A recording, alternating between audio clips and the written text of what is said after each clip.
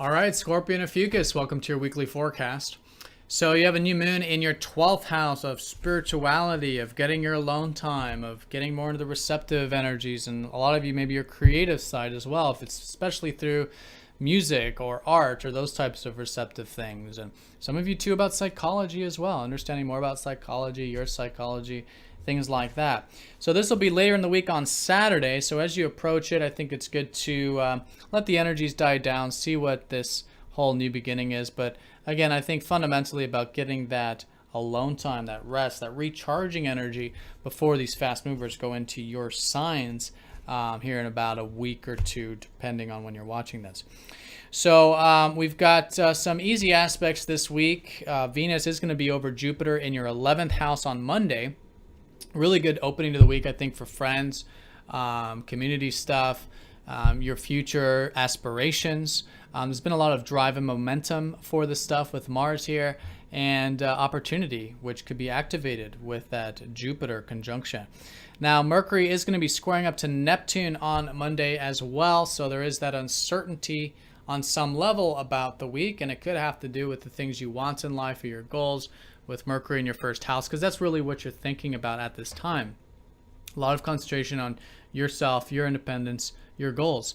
Now, with that being said, Neptune, the planet of where we're integrating uncertainty, is in your 4th house of home and your roots. So letting go of anything that is outside of your control involving the home or root sector for you, I think is great. And as a result, it can be a very constructive way of working with this week. And if there is anything uncertain too about maybe the friends or the future aspiration stuff, that is also a temporary energy of having more acceptance with that as well.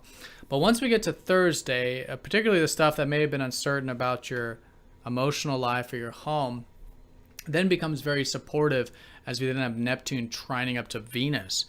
And so on Thursday, there's a bit of this flow, there's a bit of this receptivity. It's involving your roots. It's also involving your relationships, actually. And then you'll start to notice probably this value of easygoingness, this value of getting your alone time, what you value with that, and enjoying a bit more of the receptive things in life.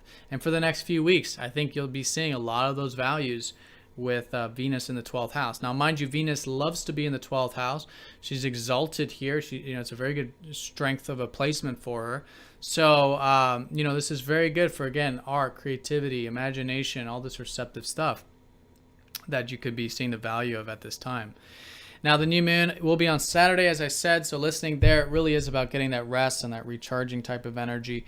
And then the week does end with Mars squaring up to Pluto, and this could be a bit of clash, right? And it's involving your ruler, both of your rulers, modern and traditional. So with these two planets in square, I think, especially for your sign, practicing that non-attachment, it could have to do with what's motivating you in terms of groups, if it's social like that, or your friends or something, or it could be about your future aspirations, your own personal future stuff, and maybe also too about finances or your resources. And maybe even to your work. And I think it's associated here. I think your work is you're working on maybe networking or working on the group stuff or your future aspirations. And so anyways, with this, anything you feel this attachment with, or this control, possessiveness is how it feels. With this square, practicing non-attachment with that.